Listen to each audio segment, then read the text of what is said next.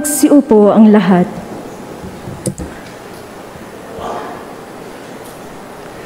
Your Eminence, Your Excellency, the Reverend Fathers, ang aming Mayor sa Pateros at ang Mayor ng Maynila, mga minamahal kong kapatid kay Kristo. Ang pangalan po ng parokyang ipinagkatiwala ng Arsobispo kay Father Jack ay Santissima Trinidad. Bagamat ang fiesta ay pagkatapos ng Pentecostes, parang mas malaki pa sa fiesta ang ating pagtitipon ngayong gabi.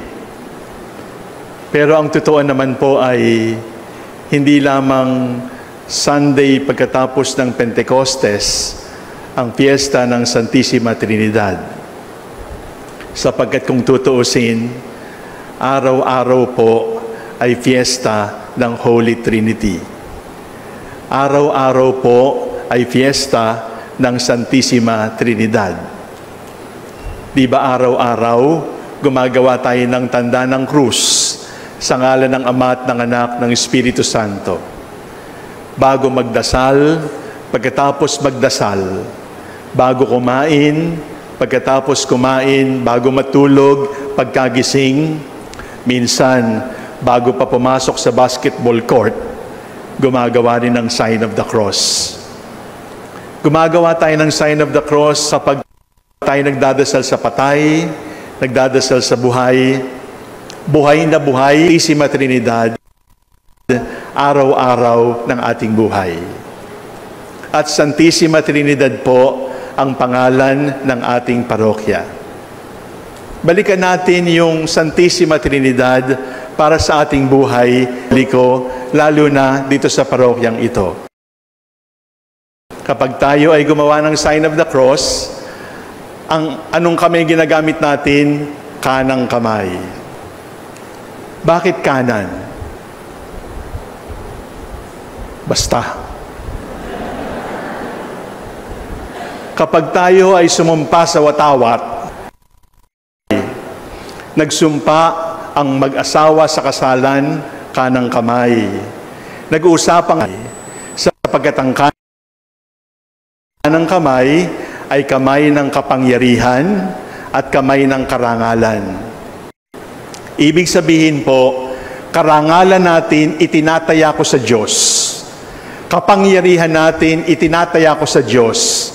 Kaya kahit kaliwete akong magsulat, kanang kamay ang gagamitin ko para sa Diyos. Sapagkat ang karangalan at kapangyarihang hawak ko ay ibinabalik ko, isinusuko. Kanang kamay lalagay natin sa ulo, sabihin natin sa ngalan ng Ama. Bakit sa ulo? Bakit hindi sa bumbunan?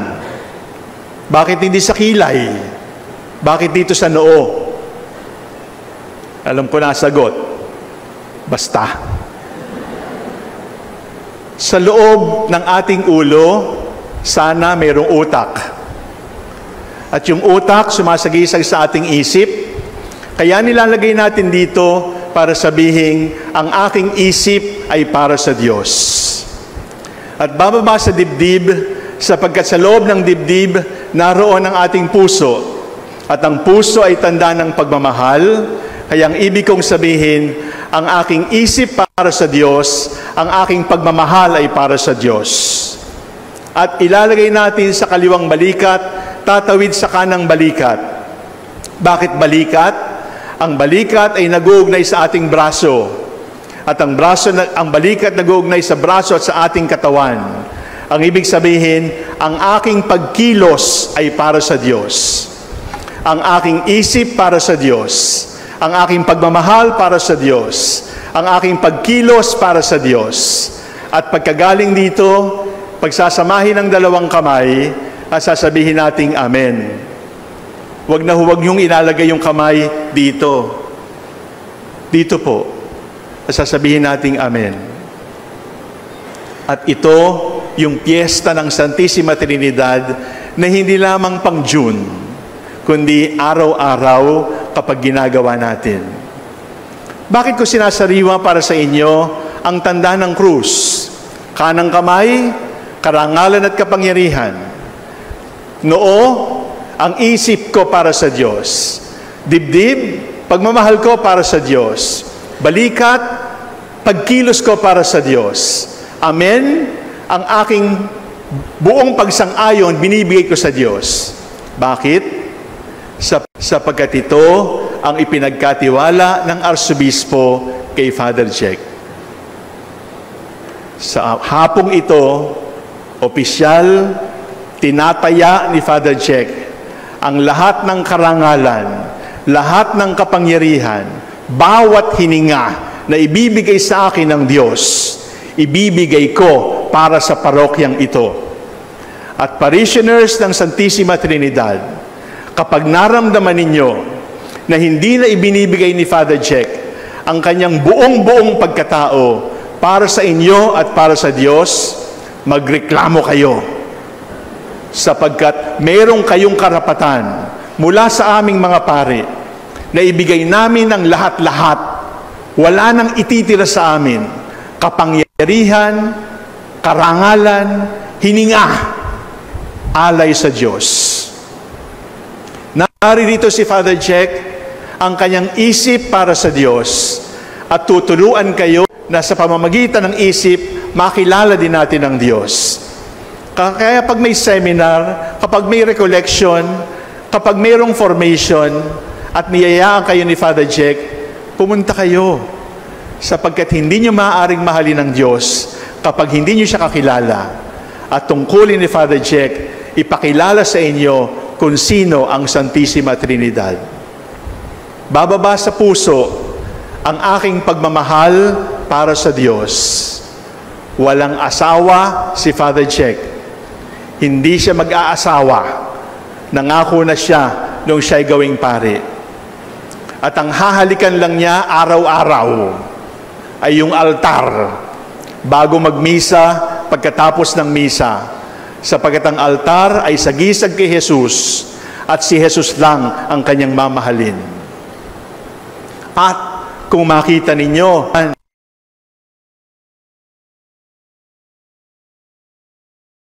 na parishioners ng Santissima Trinidad, kalakalahati ang pagmamahal natin sa Kanya.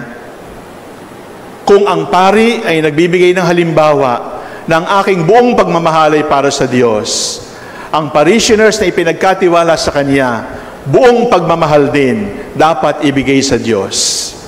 Ang aking pagkilos para sa Diyos. Si Father Jack ay hindi lamang pari sa altar, hindi lamang pari sa kompesyonaryo, hindi lamang pari sa bautisteryo. Si Father Jack ay pari 24/7. Sapagkat ang pagkapari ay hindi parang alba at sutana na pwede mong isabit sa hanger at hindi na ako pari. Maaring hubalin ang vestment, maaring tanggalin ang alba, subalit ang pagkapari ay tatak. Mapalangit, mapa sa impyerno, dala-dala ko ang tatak na ako'y pari, lingkod ng Diyos. Karangalan at kapangyarihan para sa basta galing sa Diyos.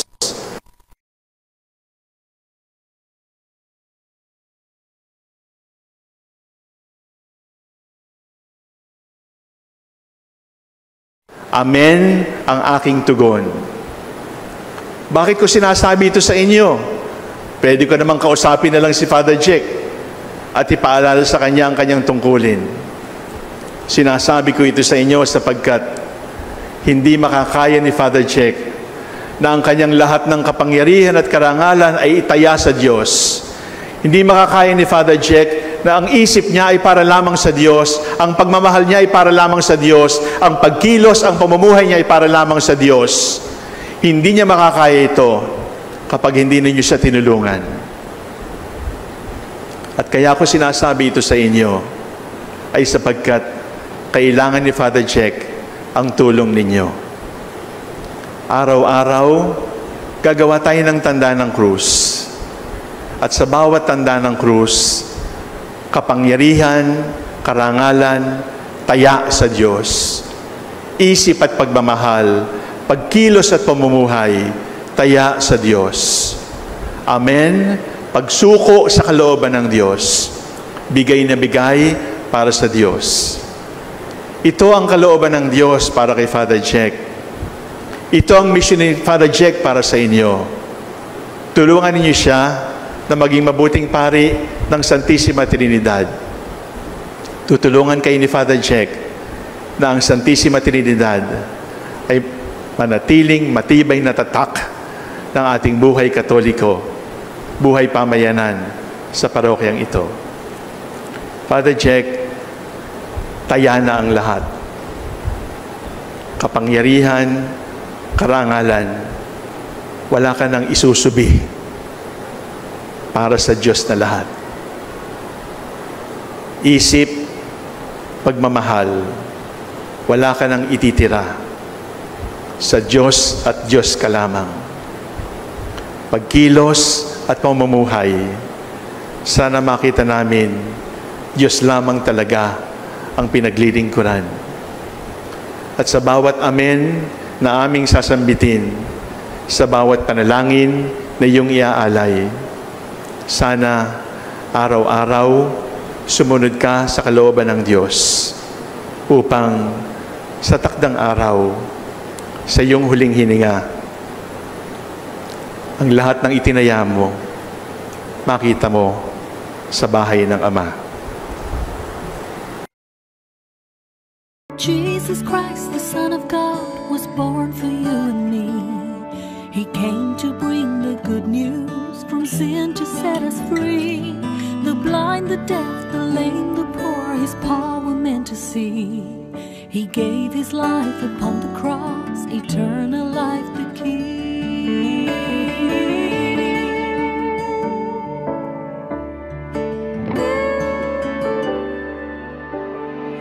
He broke bread and shed wine before His agony. We share the body and the blood in His memory. To make His message known is our responsibility. So here we are to pledge our lives to the Lord of eternity.